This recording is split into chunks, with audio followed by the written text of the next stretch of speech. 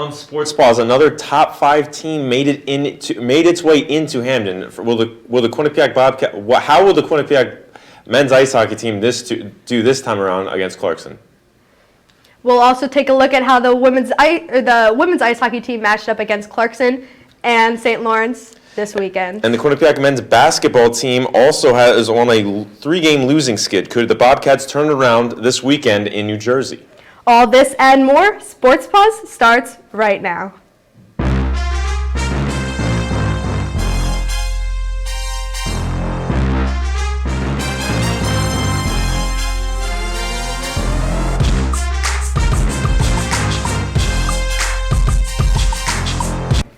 Hello and welcome to the latest edition of Sports Paws. I'm Kaylyn Terry and I'm joined alongside with Chris Dacey. And Chris, I'm excited for my first Sports Paws debut. I'm excited too. We're going to start tonight with the number 5 ranked Clarkson coming into Hamden to do battle with the number 15th ranked Quinnipiac men's ice hockey team. Let's roll the tape. So Quinnipiac in their camo jerseys, and we're going to see Clarkson in their regular green jerseys as Quinnipiac gets ready to do battle with another top 5 team in Hamden. And it's going to be, this is right in the first period, puck is loose in front of the net. Looks like it's going to be cleared by Quinnipiac, but on a second look, we're going to see that puck is actually in the goal, across the line. That is a goal, and after review, that is confirmed. Clarkson is up 1-0. Now Clarkson on the attack once again. This puck is centered and somehow finds its way into the back of the net. Looks like it hit off a Quinnipiac skater. Now Clarkson up 2-0, but Quinnipiac will not go down without a fight. This is Mike Lombardi. He's going to flip it towards the net, and somehow he's going to score. And now it's 2-1 Clarkson.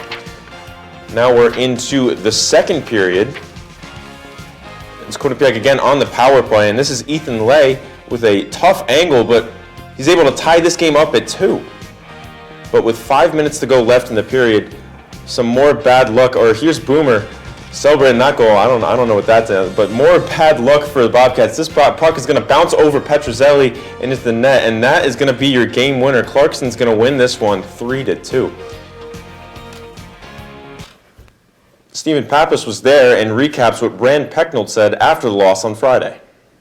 Immaturity and inconsistency were the 2 words to pop from Rand Pecknold's press conference following the Bobcats' 3-2 loss to the number 5 team in the country, the Clarkson Golden Knights. There were times where the Bobcats tonight looked absolutely unstoppable. That's where the 2 goals came from. One from Michael Lombardi, one from Ethan Lay. However, the times where they were beaten down by this Clarkson, their speed and their physicality got the Bobcats in trouble. We did a really, really poor job with executing some of the things in the first period, and we had to bench a few kids and limit some guys' ice, and then some kids came back around.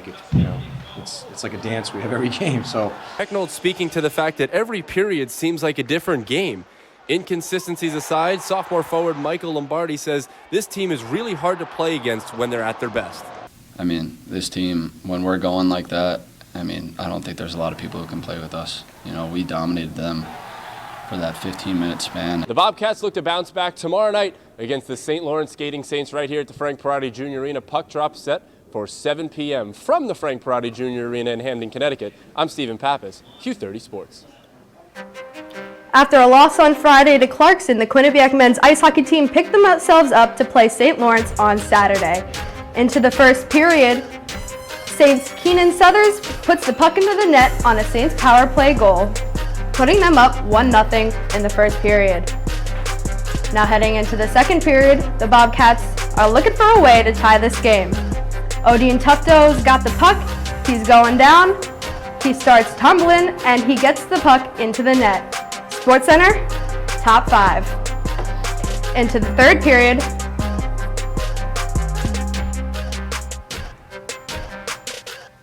Nick Germain rips one into the net and puts the Bobcats up 2-1.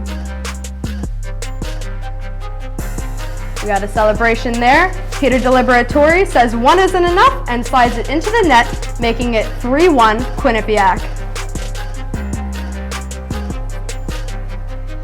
Next up, we have Alex Whelan put one in for his 12th goal of the season. Just pouring it on here at this point. Yes, he is. But wait a minute and 24 seconds after that goal, he scores another. Make that his 13th goal of the season.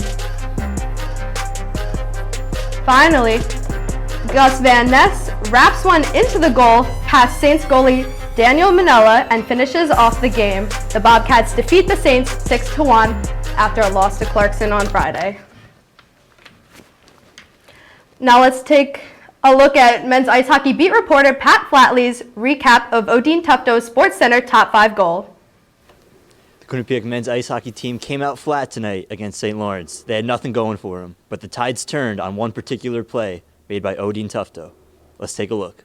So not much going on here for Quinnipiac at this time in the game. 4-on-4 right now we're playing, but it's all going to change right here. Bongiovanni makes a great play right here. He chips it right up in the air, gets it over the D stick right to Tufto, and Tufto is off to the races. Now he's going to enter the zone here, and watch how much weight he puts on his outside edges right here. He's just going to lean into this D, and somehow he's just going to flip it with one hand into the top shelf over the goalie who's going for the poke check.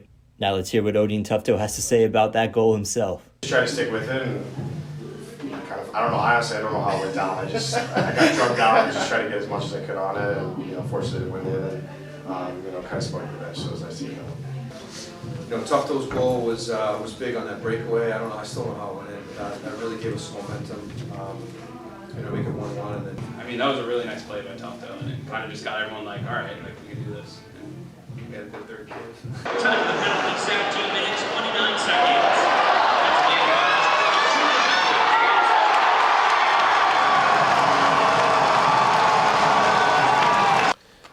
Now, after the weekend split, let's take a look at our updated ECAC standings for the men's team. As you can see, Quinnipiac in that 3 spot, right behind Clarkson and Cornell, followed by Harvard, Colgate, RPI, Dartmouth, and then Yale round out the top 8. Now let's see how Quinnipiac stacks up in the pairwise rankings, and you can see they are in the 17th spot right now, and in the top 6 you have North Dakota, Minnesota, Cornell, Minnesota Duluth, Denver, and then Boston College round out your top 6. Now let's go on to the women's side of things, where they also played Clarkson, except this one was at Clarkson, and we're going to start in the second period. Quinnipiac going to get on the board first. This was Grace Markey with the goal. Quinnipiac up 1-0 at this point, but look at this goal again. Great puck control by Grace Markey. She's got to go down to one knee, controls it, and just gets it past the goaltender. Like I said, Quinnipiac up 1-0. Similar to what Quinnipiac just did, Clarkson's going to come back, centering pass. That was Elizabeth Geyer, ties it up at 1.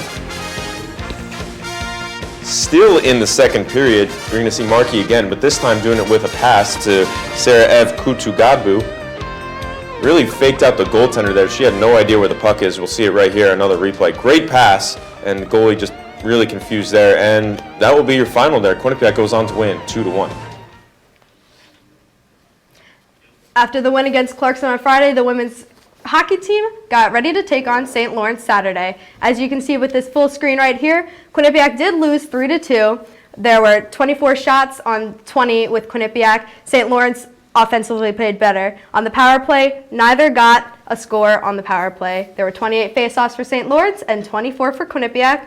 And then our goalie saved 21 and 18 for St. Lawrence.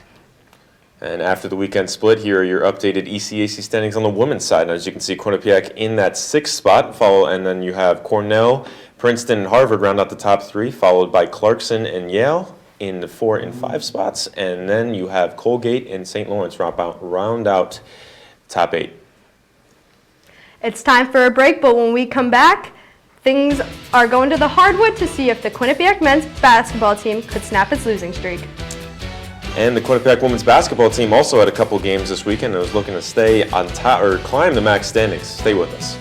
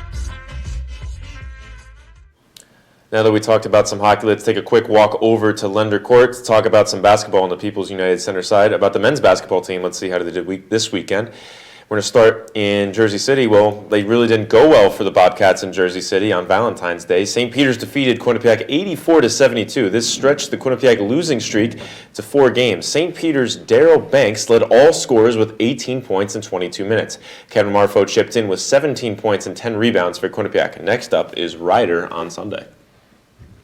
The Quinnipiac men's basketball team took on Ryder this past Sunday and dropped their 5th straight game. Now after the St. Peter's game, let's see if the Bobcats can make a rebound against Ryder. We'll start in the first half with Ryder Willie Nunez Jr. getting a 4-point play after getting fouled by Rich Kelly. However, Nunez goes for this layup and Pinckney rejects it.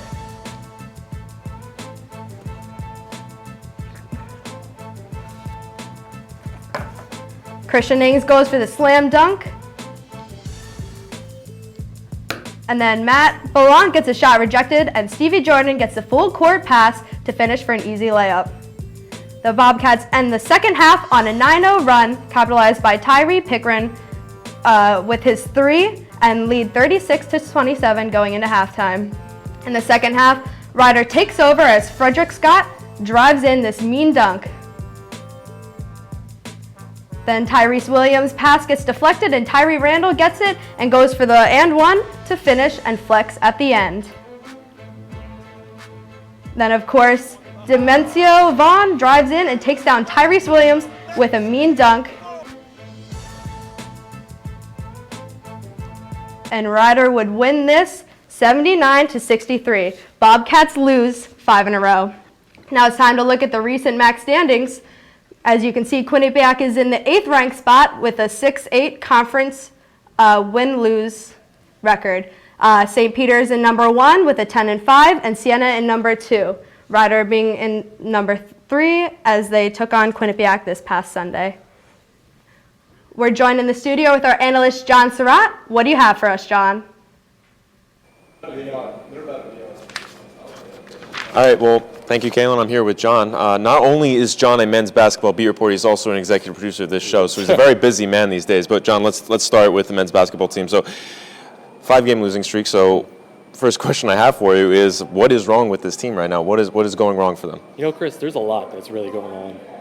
When the team shoots well, the team isn't getting back on getting rebounds. They're also shooting themselves in their own foot with turnovers, and when they don't shoot well, they're also not getting back on defense. You know, when they started 4-0 in the MAC, they really shot well, and they also clamped up. Over these past few games, when they don't shoot well, they also aren't getting back on defense. They're not getting those second chance points that they desperately need. Yeah, like this team, like he just said, this team had a very hot start to this game. They were 0-4. They were talking about maybe going to the NCAA tournament early in the season, and obviously that's not the case anymore. So how can they fix it? What do they need to do to get out of this slump that they're in right now? Again, it comes back to the defense. You really got to, they played well defense. It was defense we hadn't really seen from this Bobcats team in previous seasons. But now they're really not playing that great defense. But when they aren't shooting well, they also need to make sure to figure out how to win. They got to get those rebounds. They can't turn it over. 25 turnovers against Manhattan, lost only by 2. They barely lost that field goal differential between them, but the 25 turnover is not going to help there. And then in other games, lost rebounding differential when they were close in field goals as well. Yeah, you mentioned that Manhattan game. That was just a tough weekend in general. The 2 games against Manhattan and Iona, that they were really tested physically there. And like you said, rebounding has always really been an issue with this team, especially in the preseason. It's like, who else is going to help out Kevin Marfo down low with the rebounds? Obviously, we know he's a rebounding machine, but he can't do it all himself. And especially in that zone defense that like to play, it's tough to have that mindset where you have to find a body and box out and grab a rebound, and that's they need to get more guys to the. They've been exposed a little bit there, yeah. So now all this saying, we know what's going on, what's going wrong, how you think they can fix it. So, like we said, they were top of the MAC a couple weeks ago. Now they're sliding down. So where do you realistically see this team finishing in the MAC with the end of the season fastly approaching? Like March is almost here. Really close, yes. But. So currently they sit 8th, but I think they're going to go up to 6th. They got 3 games against Canisius, Marist, and Fairfield. They won against those teams earlier this season. I think with them coming back. Those teams are below Quinnipiac currently. I think they'll get those wins. They do have tough games against like Monmouth and Siena, but I think they're going to slide back up a little bit. I think Niagara and Manhattan are going to fall. Manhattan's currently not doing well as well, losing 2 in a row. I think they're going to slide back down a little bit, and I think the top 4 are going to stay. Absolutely. Canisius is this game. The Canisius is the home game on Friday, ESPNU, and it's going to be a great game. Yeah, I mean, definitely. Yeah. They definitely need to come out and show that they're still here. They need to keep their season alive. It'd be a bad loss if they did end up losing. And it's the most wonderful time of the year if you're a college basketball fan. It's almost March, and the conference tournament is right around the corner, and right after that, it's the NCAA tournament. So things are really starting to heat up, especially here in the MAC. So thanks, John. Yep. I know you're really busy, so thanks for taking the time. Kaylyn, back over to you. Thanks, John. Switching over to women's basketball, let's see how the Quinnipiac women's basketball team did against Manhattan on Thursday. It didn't go as well for the Bobcats as they lost 77-62 against Manhattan. The Manhattan Jaspers are 10-3 in the MAC, and the Quinnipiac is 11-11 in the MAC. There were 15 assists. Now let's look at some highlights from when the Quinnipiac played Niagara a few days later. Quinnipiac took Niagara on Senior Day, honoring Bobcats Jaden Ward, Paige Warfel, and Taylor Hurd, who have all won conference titles in all 3 years at Quinnipiac. Into the first quarter, Sajada Bonner hits a 3, leaving the Quinnipiac Bobcats 21-7 late into the first quarter. We got a little cheering going on from the sidelines, and moving into the third quarter. Michaela Morris had herself a day, and she hits the and one with 15 points for the day, leaving the Bobcats 40-28. Shaq Edwards drives that 2 in and leaves the Bobcats at 45-28. In the fourth quarter, Taylor Hurd had a big game on Senior Day, leading Quinnipiac with 17 points, including this triple, and Quinnipiac wins 71-61.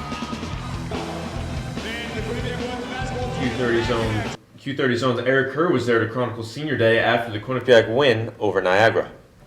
It's a great day to be a Bobcat. A 10-point win for the Quinnipiac women's basketball team on their Senior Day against Niagara certainly made this Saturday afternoon a great day to be a Bobcat. These 3 seniors, Taylor Hurd, Jaden Ward, and Paige Warfel, have earned their day of celebration. It definitely means a lot because, working so hard the past 3.5 years, just a day dedicated to you really means a lot. Their hard work has guided them to a successful college basketball run, a run in which they have not taken for granted. It's a chance for me to look back and see the history we've made as a program, to get Quinnipiac's name on the map with the Sweet 16 run and our NCAA appearances and all our MAC championships. So I think it's just a day of gratitude for me. From role players to 3-time MAC basketball champions, these 3 seniors have developed a history here at Quinnipiac women's basketball, a history as winners. It's been storied, their careers, individually and collectively, what they've been a part of, the history, the DNA, and what they're doing this year, transcending down to a new team, the details and the finer points that we're still learning every day. But what they have been able to achieve has been historic. With 6 games left to go in the season, the Bobcats know that they still have work to do to accomplish what they have done before. Eric Kerr, Q30 Sports. After splitting the weekend with a loss and a win, let's see where the Quinnipiac women's basketball team landed in the MAC standings. As you can see, Quinnipiac is ranked 4th right now, just under Marist, Ryder, and Fairfield. Their record is 9-5 in the conference and 12-11 overall. We have to take one more break, but after that, we are going to talk some spring sports as the baseball team is already playing down in Texas. And it wouldn't be Sports Paws if we didn't end with our top 5 plays of the week. Don't go anywhere. I'm Jenny Garth, and as a mother of 3, I know kids worry about a lot of things. Getting enough food to eat shouldn't be one of them. But here in America, that is a real worry for 1 in 5 children. This is unacceptable, and something Feeding America is working to solve. Through a nationwide network of food banks, Feeding America serves virtually every community in the United States, including yours. See how you can help your community. Visit feedingamerica.org. Together, we can solve hunger. Together, we're Feeding America. Me and my boy Matt had it good. He had catnip that was off the hook. But one day, he brings a girl home, and she's allergic to cats. Every sneeze was a nail in my coffin. Now I'm in a shelter. It's decent, but they don't even have Wi-Fi.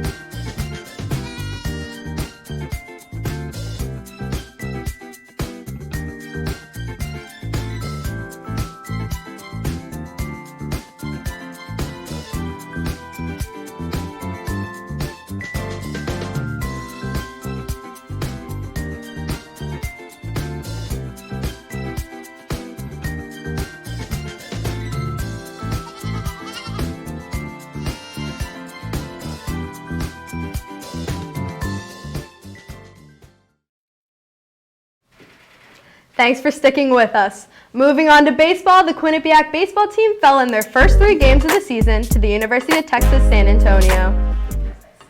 It's that time of the year again as baseball is back in season, and they took a trip down to San Antonio to open the season. First bat of the year, Kyle Maves doubles to right center, and that would be the only hit of the night for the Bobcats. Christian Nicolosi was very solid in his opening day start, allowing only 1 run over 4 1/3 innings pitched. He struck out 5. However, the Roadrunners were able to hang on with this, coming away with a 2-0 win in the first game of the series. Now on to game 2. On Saturday, they had a much better start, with Evan Volgamore drilling a solo home run to center field. The Bobcats lead 1-0 going into the second inning. Arthur Carrera on the mound ran into trouble in the third, letting up a trio of run-scoring hits in the game. That's a single to center field. Carrera the pitch. Volgamore's home run was the only offense that the Bobcats could muster up, leaving the final score 5-1 in favor of the University of Texas San Antonio. Is Barber throw to first? We now move into the third game of the series, with Quinnipiac looking to avoid a sweep. However, the story with this one is the pitcher on the mound drilled 6 batters with Bobcat pitching. It led to an offensive explosion by the Roadrunners, and it ends in a mercy rule in the 7th inning. The Bobcats were outscored 20-4 in opening weekend and were swept by UTSA. This final game score was 13-3.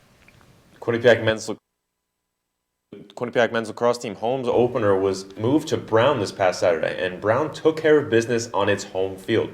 Brown won the game 11-7 in Providence. Jack Niffen scored 3 times for Brown as Quinnipiac saw its record fall to 0-3 on the young season. Next up for the Bobcats is Vermont up in Burlington. Moving on to women's lacrosse, the Quinnipiac women's lacrosse team took on both Bryant and Wagner this past week.